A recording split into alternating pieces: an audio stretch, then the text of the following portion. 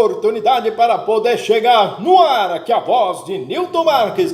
Receba aí a minha visita, o meu carinho. Você que está chegando, levanta na poltrona, seu folgado. Se inscreva no canal, fortalecendo, edificando a casa. Vamos fazer amigos, vamos entreter, vamos aí. Exatamente ao direito à informação. Aqui está o comunicador, o comentarista, dizendo o que há de melhor para você acerca dos seus direitos, obrigações, responsabilidade, deveres.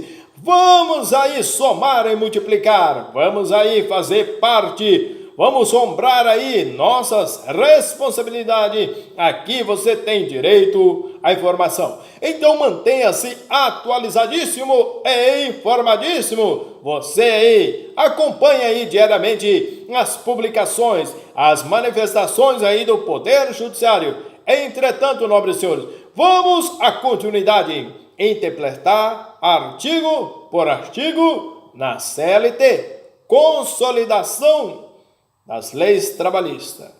Lembra que a consolidação das leis trabalhistas, a sua CTPS, é a sua vida. Isso muda tudo, é a sua vida. No caso em que mais de um autor figure no polo ativo em ações pluridas ou litisconsórcio, seja passivo, em que mais de uma empresa demande na responsabilidade solidária,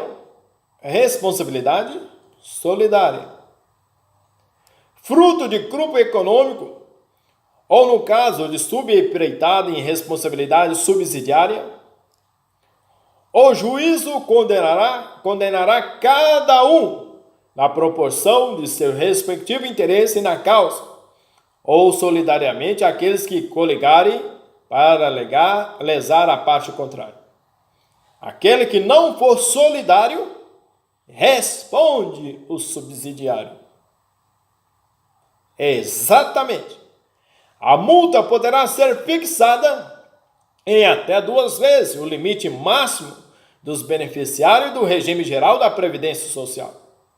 Observando que os valores da penalização por litigância de má-fé serão fixados pelo juiz ou liquidados por arbitramentos nos próprios autos da demanda em referência.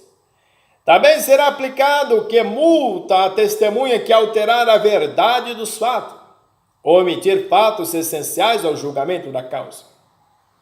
Enfim, será fundamental que os pleitos serão fundamentados e com pedidos específicos, de maneira que a lesão de direito que gera a demanda seja evidência e constatado pelo juízo como possível de acionamento do judiciário.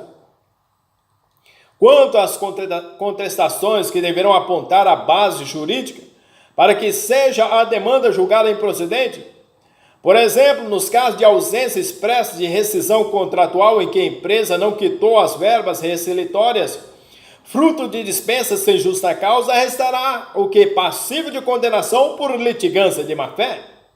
O empregador que tentar desvirtuar ou mesmo justificar sua dívida com pagamentos de verbas indenizatórias essenciais previstas em lei pela via contestatória.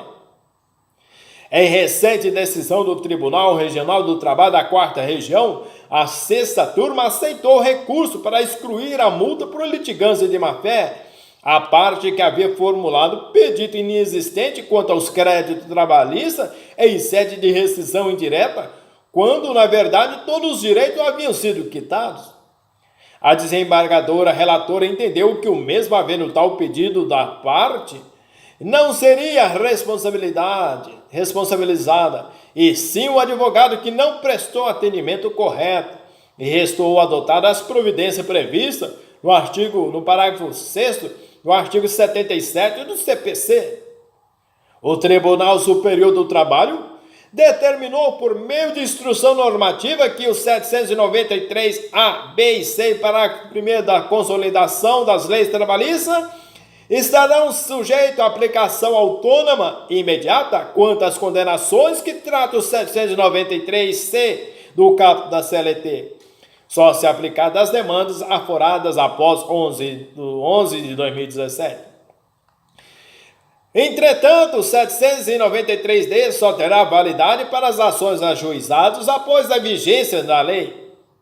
Observe que, após a instrução quanto à realização da prova oral, qualquer aplicação de multas à testemunha deverá constar de sentença e precedida de instauração de incidente, cujo registro deverá ser indicado com base nos pontos controvertidos dos depoimentos e assegurando o contraditório pela ampla defesa, de sorte que seja possível promover a retratação. Enfim, o juiz pode acatar a declaração de erro da testemunha que desejar assumir que não apontou a prova na direção da verdade ou da realidade dos fatos que presenciou. Acerca das nulidades, no 794, nos processos sujeitos à apreciação da Justiça do Trabalho, só haverá nulidade quando resultar dos atos inquinados manifestos prejuízos às partes litigantes. Haverá nulidade nas oportunidades em que for constado em vício essencial à sobrevivência do processo do qual resultar prejuízo às partes litigantes. O 795, as nulidades não serão declaradas senão mediante provocação das partes, os quais deverão arguí-las a primeira vez em que tiveres de falar em audiência ou nos autos. Entretanto, só poderá ser arguida a nulidade por quem não lhe der causa, e sempre na primeira oportunidade em que se manifestar nos autos, pois se não for dessa forma, quaisquer das partes poderia gerar nulidade e arguí-la. Em seguida, para prejudicar a continuidade e o desenvolvimento do processo. Uma pequena técnica do legislador do texto consolidado confirmou a palavra foro com matéria, quando na verdade desejou dizer foro trabalhista. Apenas no caso de incompetência ratione materiale, ou seja, em razão de matéria, deverá ser declarado de ofício pelo juiz da causa, que em seguida remeterá os autos do processo para o foro, que não seja a Justiça Trabalhista competente sob pena de nulidade, caso não proceda dessa forma. Nos casos de competência ratione log e personae, ou melhor, em razão do local ou da pessoa, a hierarquia funcional, as partes devem manifestar-se, caso o faça, a competência relativa pode ser prorrogada sem prejuízo para as partes. O 796, a nulidade, não será pronunciada, a linha A, quando for possível suprir-se a falta ou repetir-se o ato. B, quando arguida por quem tiver dado causa. Existem dois tipos de nulidade. Primeiro, temos a relativa, que pode relativar, e a absoluta, que pode ser absoluta. Ela é incontestável. A relativa é sanável e não pode impor prejuízo total ao processo, sendo possível suprir ou repetir um ato, pois gera efeito ex nunc, ou seja, não retroage em prejuízo. Não retroage em prejuízo, ex nunc.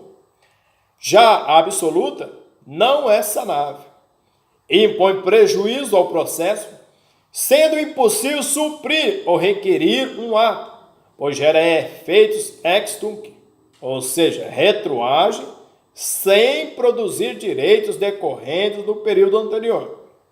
Então, ex nunc retroage sem produzir direitos do período anterior. Entretanto, a nulidade que pode ser arguida em juízo tem de ser relativa, pois a absoluta será determinada de ofício pelo próprio juiz da causa. As nulidades também não podem ser arguidas por quem lhe houve dado causa. O 796, o juiz, ou 797, o juiz ou tribunal que pronunciar a nulidade declarará os atos a que ela se estende, caracterizado o que? A nulidade relativa. O juiz da causa que a decretou deverá determinar os atos considerados nulos e quais serão aproveitados. Deve abster-se de declarar nulidade quando puder decidir o mérito a favor da parte a quem aproveita a declaração. 798. A nulidade do ato não prejudicará senão os posteriores que dele dependam ou sejam consequência. Decretada a nulidade de um ato, os anteriores que foram convalidados como perfeitos jamais serão atingidos, e será considerado o efeito ex nunc, não retroage, que impossibilita invalidar os atos já realizados em prejuízo de uma parte. As nulidades estão condicionadas à existência de prejuízo manifesto, caso contrário, não serão declarados. 799 das exceções. Nas causas da jurisdição da Justiça do Trabalho, somente podem ser opostos com suspensão do feito as exceções de suspensão ou incompetência. Entretanto, senhores, as exceções são meios de defesas que podem prejudicar o andamento da lide. As exceções de competência se diversificam em razão do foro, da matéria, da pessoa e do valor. Em razão do foro, da matéria, da pessoa e do valor.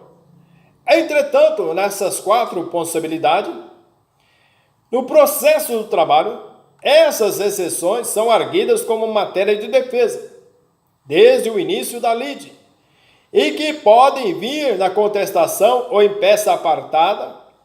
A Lei 13.467 alterou o texto do artigo 800, que impõe rito próprio para os casos de competência territorial. Ou seja, quando se discute sobre o local da prestação de serviço em consonância com o foro que deve ocorrer a ação. Nesse caso, a exceção deverá ser protocolizada no prazo de 5 dias, a contar do recebimento da notificação pela empresa antes da audiência e apresentada por meio de peça específica, que sinalize os motivos da parte para arguir questões de foro. Protocolada, então, a exceção, será suspenso o processo e só se realizará a audiência inaugural ou una após o juízo decidir sobre a exceção em comenda. Em regra, apresentam-se nas oportunidades em que a ação foi aflorada em local diverso ao local do trabalho ou da contratação do serviço, 651 da CLT, em razão do foro, nas ocasiões em que tratam de tema ou questões não afetas ao direito do trabalho, em razão da matéria ou, por exemplo, em dissídio coletivo dirigido a uma vara de trabalho e não ao tribunal, em razão da pessoa hierárquica ou funcional e no que concerne a competência em razão do valor. Essa não se aplica ao processo do trabalho. A exceção de suspeição em rigor é o incidente processual que deve ser arguido também na audiência inaugural. A suspeição se caracteriza com relação ao juízo da causa, nos casos em que se verifica parentesco, amizade, inimizade ou interesse na causa. Então, suspeição é aquele juízo que é declarado suspeito. Ele também não pode ser amigo, mas também não pode ser inimigo, ou que tenha interesse na causa. As decisões que se caracterizam em meio ao desenvolvimento da lide são comuns em qualquer processo. No processo do trabalho, as decisões interlocutórias não permitem apelações, como no processo civil. Lembre-se bem, no processo do trabalho, das decisões interlocutórias não permite apelações, somente no processo civil. Então, somente da decisão final em recurso ordinário. O processo do trabalho só aceita recurso de uma única decisão final. As decisões que ocorrem durante o processo, por exemplo, o incidente processual de suspeição só poderão ser arguidas depois da decisão final em via recursal. No caso de o juízo acolher a exceção de incompetência em razão da matéria e, por fim, o processo tudo estará terminado em hostes trabalhistas e com decisão definitiva do feito, e que pese não seja uma decisão final daquela lide, mas nessa situação específica o legislador excepciona e garante o recurso da decisão que para muitos não deixa de ser a final. Só as decisões terminativas do feito podem ser atacadas, restando impugnadas na oportunidade da interposição do recurso contra a decisão definitiva, exceto na hipótese de acolhimento de exceção de incompetência, observando-se que a remessa dos autos deverá ser feita junto ao Tribunal Regional, distinto daquele que vincula o juízo excepcionado, de acordo com a súmula 214 do Tribunal Superior do Trabalho. Artigo 800. Apresentada a exceção de incompetência territorial no prazo de 5 dias a contar da notificação, antes da audiência, e peça que sinalize a existência dessa exceção, seguir o procedimento estabelecido neste artigo. Temos aí o parágrafo 1º, 2º, 3º e 4º. Entretanto, logo após a arguição da exceção no prazo de 5 dias do recebimento da notificação pela empresa ré, a parte interessada será intimada para apresentar o que manifestações pelo princípio da ampla defesa do contraditório. Em seguida, o juízo decidirá se acolhe a exceção, excepcionando o que a demanda para o foro que entender competente para seguir o processo ou determinar que a exceção não é cabível e prorrogar sua competência territorial para seguir no julgamento daquela demanda no foro. Se prorrogada a competência, o próprio juízo segue na direção do processo até a sentença. Reconhecida a incompetência daquele juízo, os autos do processo serão transladados para o juízo competente. Poderá ser um tribunal regional do trabalho de outra região ou estado, que prosseguirá com a contenda já afirmada que o juízo anterior assim declinou. Em regra, nesses casos, o processo passa pela redistribuição que determinará a vara do trabalho competente para assumir o julgamento da causa. Todas as exceções de incompetência territorial exemplificadas pelo artigo 651 da CLT deverão ser arguidas nos termos desse artigo, desde que o recebimento da notificação seja posterior a 11 de 11 de 2017. 801. O juiz presidente ou classista é obrigado a dar-se por suspeito e pode ser recusado por algum dos seguintes motivos em relação à pessoa dos litigantes. O juiz presidente ou classista pode ser declarado suspeito. A linha A. Inimizade pessoal. B. Amizade íntima. C. Parentesco por consanguinidade ou afinidade até o 3º grau civil. Quarto, interesse particular na causa.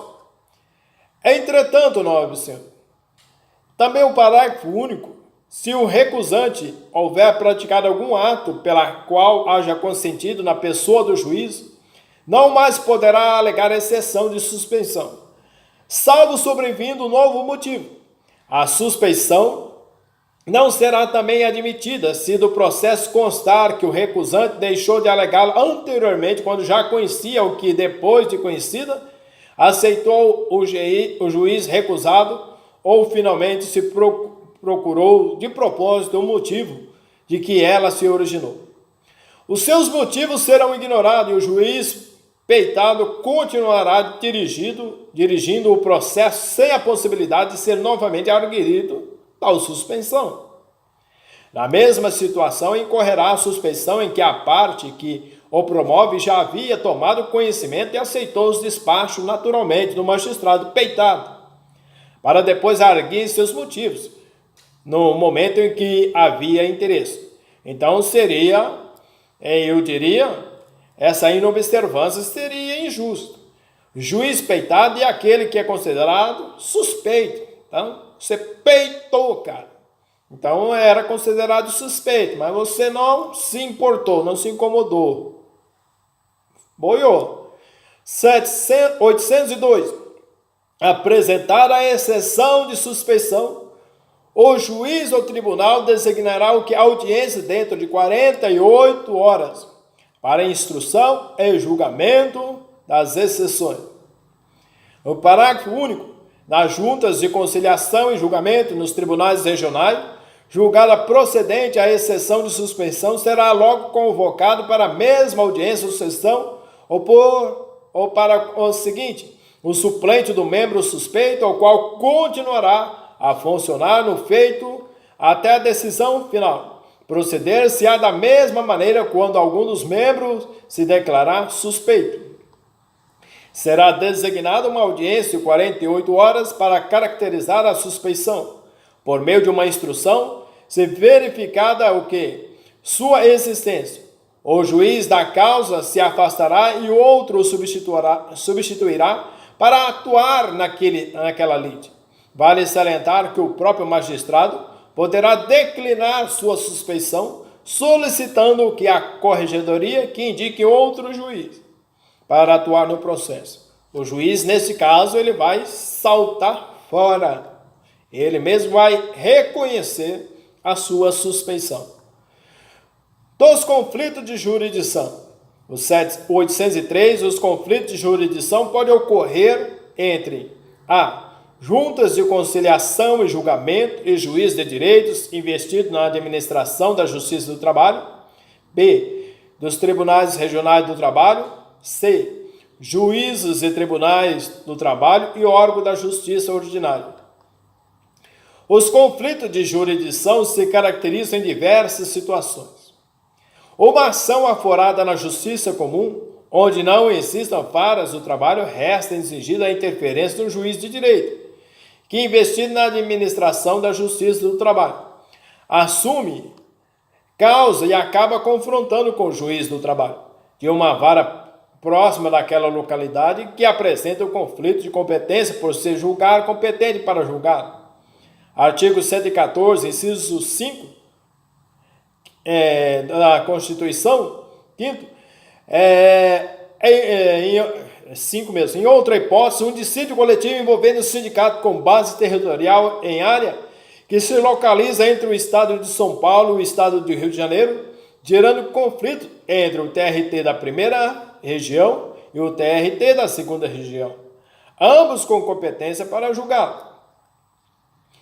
Artigo 804. Dar-se o conflito de jurisdição quando ambas as autoridades se considerarem competentes. B. Quando ambas as autoridades se considerarem incompetentes.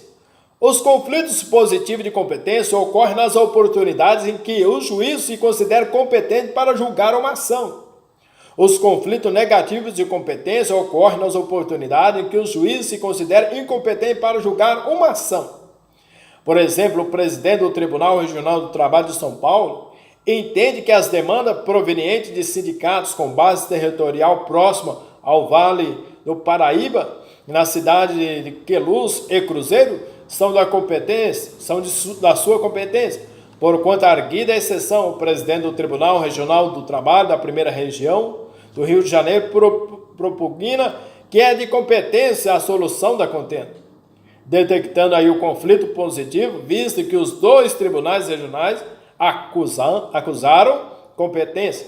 Caberá quem? Ao Tribunal Superior do Trabalho a solução do litígio entre dois tribunais. O artigo 805. Os conflitos de jurisdição podem ser suscitados: a. Pelo juízo e tribunais do trabalho. B. Pelo procurador-geral, pelos procuradores regionais do trabalho, da Justiça do Trabalho. C. Pela parte interessada ou seu representante. As partes envolvidas no processo, reclamante e reclamado, bem como os juízes de varas do trabalho, tribunais e procuradores regionais do trabalho, podem suscitar conflitos de competência que, por consequência, poderão restar analisados pelo Tribunal Superior do Trabalho. 806. É vedado à parte interessada solicitar conflitos de jurisdição quando já houver oposto na causa exceção de incompetência. Como as exceções são opostas no início da lide e seu julgamento em decisão interlocutória só poderá recepcionar recurso ao final do processo. O legislador não permite que seja suscitado o conflito nesse interregno e, caso indeferidos em nenhuma oportunidade, denota-se que a decisão resolve abranger aquela jurisdição competente ou não, afastando, entretanto, qualquer tentativa de procrastinar o feito ou criar artifícios para a sua paralisação ou morosidade. 807. No ato de suscitar o conflito, deverá a parte interessada produzir a prova de existência dele. Os conflitos de competência exigem comprovação de sua existência, preferencialmente por meio de documento ou provas cabais, que caracteriza a arguição válida e definitiva, como, por exemplo, um alvará de localização, IPTU, ou mesmo documento extraído do setor de enquadramento sindical da Delegacia Regional do Trabalho. O 808, os conflitos de jurisdição de que trata o artigo 803 serão resolvidos. Temos aí A. Pelos tribunais regionais, ou suscitados entre juntas e entre juízes de direito, ou entre uma e outra nas respectivas regiões. B. Pelo Tribunal Superior do Trabalho, ou suscitadas entre tribunais regionais ou entre juntas e juízes de direito sujeitos à jurisdição dos tribunais superiores diferentes. D. Pelo Supremo Tribunal Federal, ou suscitadas entre as autoridades da Justiça do Trabalho e as da Justiça Ordinária. Haverá, entretanto, uma escala hierárquica de jurisdição em que os conflitos ocorridos na primeira vara do trabalho serão julgados pela segunda do Tribunal Regional do Trabalho, e assim sucessivamente. Entretanto, uma ressalva que acontece entre os órgãos vinculados à Justiça do Trabalho e à Justiça Comum, resolvidos aí pelo Tribunal Regional do Trabalho, pelo TST e, por fim, pelo STF. Artigo 114, inciso 5º da Constituição da nossa mãezinha constitucional. O artigo 809, nos conflitos de jurisdição entre as juntas e os juízes de direito, observar-se-á o seguinte, inciso 1. O juiz ou presidente mandará o que extrair dos autos as provas do conflito e, com sua informação, remeterá o que o processo se informado no mais breve prazo possível ao presidente do Tribunal Regional competente. Nos conflitos positivos, o tribunal que estiver julgando poderá sobrestar o andamento do processo e, no interregno, promover sua comprovação até que seja proferida a decisão final. O 810, os conflitos de jurisdição entre os tribunais regionais, aplicar-se-ão as normas estabelecidas no artigo anterior. Da mesma forma que os tribunais regionais atuam nas varas do trabalho, o TST agirá nos casos em que o conflito for entre tribunais, sobrestando o feito quando ocorrer conflito positivo. 811. Os conflitos suscitados na Justiça do Trabalho entre as autoridades destas e os órgãos da Justiça Ordinária, ou processo do conflito formado de acordo com o inciso 1 do artigo 809, será remetido diretamente ao presidente do Supremo Tribunal Federal. O conflito será imediatamente remetido ao TRT ou ao TST de acordo com as recentes alterações do artigo 114, inciso 5º da nossa mãe constitucional, que está amamentado aí e fundamentado, modificado aí pela emenda constitucional 45 de 2004. Entretanto, senhores, está aqui a minha contribuição acerca dos seus direitos. Vamos que vamos! Até o próximo artigo, 813, que estaremos falando acerca das audiências trabalhistas. Receba meu A de abraço, meu F de fortalecimento. Bem-vindos à minha casa. Muito bom te ver por aqui. Estarei recepcionando aí o seu carinho, o seu amor ao canal. Siga em frente e vamos adiante aí, o seu direito à informação.